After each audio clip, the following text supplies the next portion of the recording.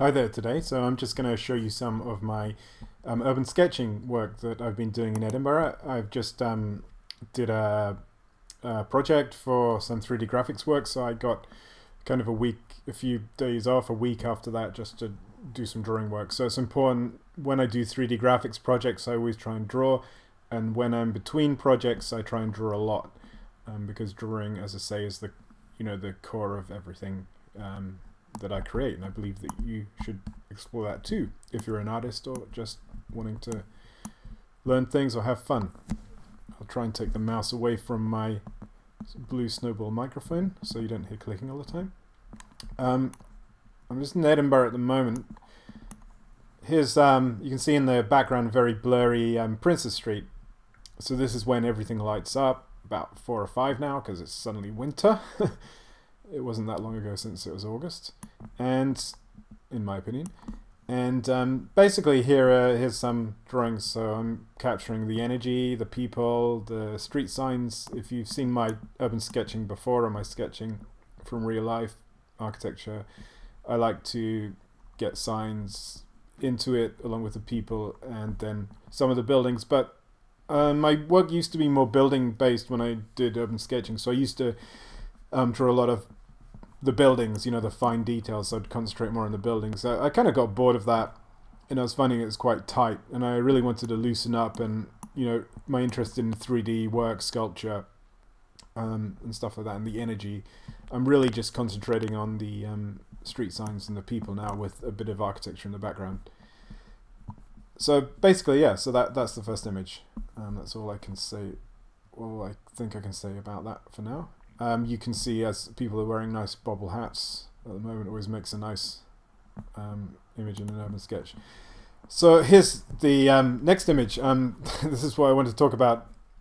When you start to draw, you sort of notice things that you wouldn't notice normally, or most people don't notice. So there's a bus sign, there's a light, and as it gets dark in the shadows, people can take on a sinister appearance like this. I think this is a lady here. I think she was wearing a red hat and blue jumper, and it's probably quite good if I scan that in and work on it with 2D paint application, lay down some color. It would look quite iconographic, would make a nice postcard or a small image. So anyway, yeah, people do sometimes tend to look sinister because I don't know if it's the state of mind when I'm drawing, but people. What I'm trying to say is probably the best thing is that Doors song, is that people are strange when you're a stranger. People seem strange when you're alone. So when you're drawing, you're on your own, you're solitary. It's a solitary pursuit largely, unless you're with a group of people. And then people do sometimes take on a kind of a strange appearance from that, because I suppose one is isolated from the crowds. You're not interacting with anyone at that time. And you start to see people as almost alien-like because you're concentrating so much on your drawing and that kind of thing. Just another one. Just go back to that one. Yeah, it kind of reminds me of that film. I don't know if you've seen this old film. I think it's called Who Goes There, and it's got Donald Sutherland. That's Kiefer Sutherland's father for younger people out there. Mind you, Kiefer Sutherland's getting a bit older now, so perhaps really young millennial people might not even know him. But I'm sure you will. He was in 24. Anyway, this film is set in Venice. It's this creepy film. I think it's been described before as a film student's dream.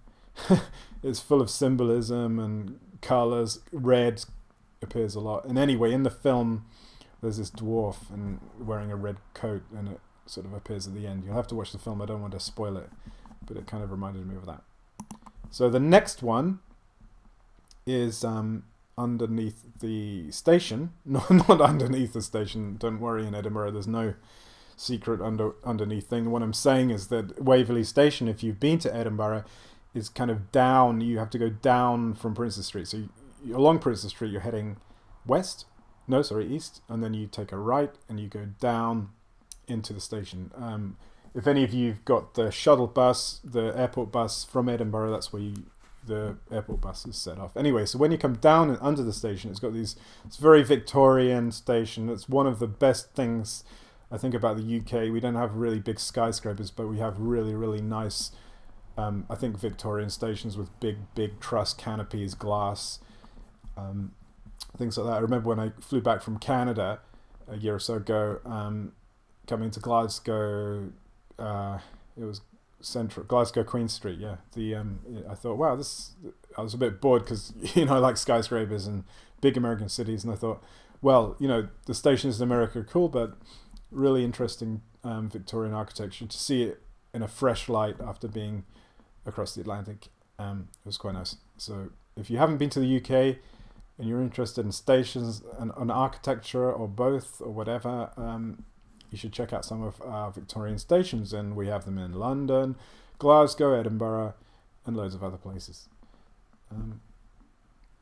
And then again, so the people are very quick moving, so not much details here. This looks almost like a Japanese person. Sometimes I stylize the people a bit. I want to concentrate more on getting the characteristics. But in a crowd, you do tend to stylize things, and you do tend to stereotype people. Because, this person here could be your friend, and you'd know them, completely distinct if they were a friend, or if you, connected to them some way. But when you don't know anyone, everyone seems to take on a stereotyped look, and that's not really the case, is it? But when we're in a crowd, we automatically kind of stereotype people. So there's lots of hats, hairstyle. Yeah, I suppose ladies' hairstyles are like that these days, aren't they? Some of them. And anyway, yeah, that, as I said, that was sort of like almost Japanesey, and I think I am influenced by Japanese work, especially animation, manga work. I get a lot of people from Japan liking my Twitter and Instagram images when I post things like this. They seem to like it. And Metro, it's not actually a metro stage underground in Edinburgh. It's just the newspaper Metro. It's like a free newspaper you get on buses and train stations in the whole of the UK, actually, so you can read that. It's quite nice. And then there's a little arrow as well. I like the little arrows. It gives it mystery, almost like it's guiding the people or telling them where to go. And there's the Edinburgh sign up there. Let's go to the next one. So this is a more sedate scene, and this is in Waterstones on the West End. Waterstones, if you ever go there, there's a nice coffee shop at the top, and it's got these big atrium glass windows. People sit around the windows, and there's also a mezzanine level above that. And if you sit on the mezzanine level, you can do a lot of sketching of the people, and they don't know you're sketching. And that's another thing. When you're doing urban sketching, sometimes people probably think, why is that person staring at me? And drawing. I'm sure I'd probably get a bit annoyed if I was sitting somewhere and someone was drawing me. So I tend not to try to spend too much on one person. But this is a good place in Edinburgh where you can sit on the mezzanine and people they're not aware that you're drawing. So this is a girl or lady on the smartphone. So this is a very, very common pose of our age, of the last few years, is that almost right angle arm, the smartphone, and then the look down there, and especially with the coffee. These elements are abstract stuff, just the movement, sort of things in the corner of your eye. So this is the center, that's things in the corner of your eye, or my eye, or whatever. I've also thought of these round circle things as being bits of information flowing on the internet. It's quite esoteric as well. So that's another person. The hairstyle is the same, again trying not to stereotype, but these two women had the same hairstyle. I think that's the same woman there, and she's on her laptop, again with coffee. And there's somebody with the headphones on, which are very common today. I've got a pair like this, the big headphones. I don't really like earpods, probably the same as many other people, because earpods I find really give me earache and stick in your ear, and the nice big speakers are nice. And there you go. And these grey flecks are the pro markers, so I got a range of colours. I've got a shades of grey. So I often lay down, when I'm doing quick sketches, the very light grey to start with, just as a very general composition, and then I go over it in black. One thing I'm really trying to develop the detailing. Sometimes I'm a bit lazy, dare I say, and the detailing as in this image, is too similar to that. So I'm going to really try and push the detailing in that. One thing you should look at is something that inspires me is Iggy Pop. He did an album called Brick by Brick, and it was in 93, 92, something like that, or 94. I'm not sure. You'll have to look it up. It's Brick by Brick. And anyway, on the front of the cover, it's a famous comic book illustrator. I always forget his first name, but something Burns. I'm not sure it's George Burns. It's certainly not Mr. Burns. Well, he'd be called Mr. Burns, but it's not Mr. Burns off The Simpsons. But anyway, he did this really, really interesting cover. So if you've seen it, or if you know it, please comment and we can discuss it, because it's one of the most influential images that has influenced my art. And it's a street, and it's got lots of strange people in the street, sort of almost science fiction, kind of seedy characters, monsters, superheroes, and some animals as well. And the album's really good as well. Iggy Pop, Brick by Brick, which is one of my favourite rock albums of all time. Very, very poetic and really good soundtrack for urban sketching, because it mentions a lot of things about streets. Well, probably doesn't, but it evokes street scenes, especially in America. And as you know, if you follow my work, I like America and Canada, and I try to go there quite a lot and draw a lot there. So a lot of my drawings are, I suppose, a bit Americanized. Okay, so let's go to the next one. And again, here's the same technique. So that one was, I think that's just Woodstone's Cafe. This is Costa Coffee, which is a coffee chain we have in the UK if you don't live in the UK. These are quicker sketches. That person's head was a bit not really well drawn, but at the same time, I like the character coming across from that. It's almost like a monster again. Strange people when you draw them. It might just be because I'm having a cup of coffee or my mood. I don't know. And then again, just getting this is sort of a light and shade study. There's somebody's pose. Again, this is almost Japanese looking here. And again, same with this one. This is a bit harder to do because the people were aware of me drawing, so sometimes they were flicking their heads around wondering why I was staring at them with a sketch pad. So there you go. And that's all the 5 images that I've got today. And as I say, all these images, just going back, influenced me and get my ideas working. So I think without drawing, I'd have a lot less ideas and that sort of thing. And also I use these drawings as references. They can be bought as final works. I also convert them using ink dropping in when I scan them into 2D applications. I'm going to do some works over Christmas, which are part of my 3Z City of the Imagination universe that I'm building up, and I'm going to use a lot of these drawing as resources to make some new scenes based on that universe.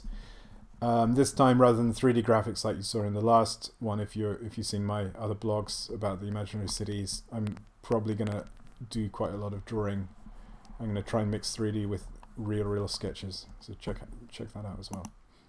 So that's basically it. That was a bit of a short screencast today, but it shows you that it's important to sketch. It doesn't matter if you think you're bad at drawing or good at drawing, whatever. I've drawn basically all my adult life. I used to draw more realistically, in quotations, and probably more people used to come up and say, "Oh, this is wonderful." I remember, I think it was in Spain once, I was drawing a cathedral, and this person got very expressive, almost Italian arm movements, going, "Oh, this is bella, bueno," whatever. And that was when I was about 23. Less people come up now to talk about my drawings, but I think that's a good thing, because when you find your niche, what you're really into drawings, it means probably less of the whole population will like what you do, but the people that really like your work, they're the ones that matter, because they're on your wavelength, and they're also the ones that will buy your work. Okay, so that's it. So thanks very much for watching this and listening to me. It's really good to share what I do, and hopefully it might inspire you to get out there and do some sketching. Remember to check out my accompanying blog on this channel. You can also check out my shop. You can buy my art. You can also check out any workshops that are coming to you. You can also sign up and get a Skype lesson teaching Blender, drawing, 3D Studio Max, 3D printing. and all that jazz. And of course, it's all based on creativity, so you have fun as well. So thanks very much, and I'll just take you back to that image, the first one, with the nice colours. And to leave on that note, I'm gonna start adding more colours into my sketches soon. I'm gonna buy a range of colours to add to the black and white work. So that's great, and I'll speak to you next Wednesday. Have a great week and weekend, and remember to get out there and draw. Bye for now.